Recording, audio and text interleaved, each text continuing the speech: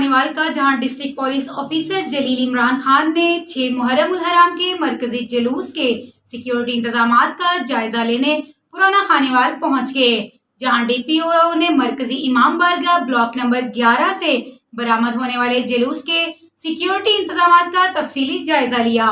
DSP सदर circle Mohammad Imran, inspector मेहर सईद अहमद और दीगर पुलिस अफसरान भी इनके हमरा थे।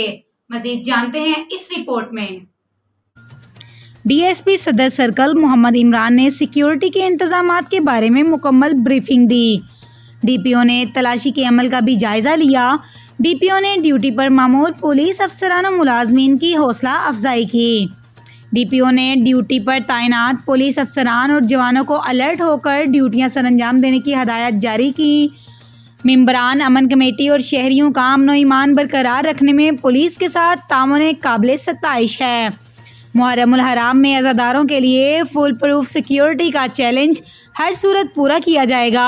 इनका कहना है कि सिक्योरिटी के सख्त इंतजामात का मकसद सिर्फ और सिर्फ लोगों के कीमती जानो माल के तहफ़्फ़ुज़ को यकीनी बनाना है।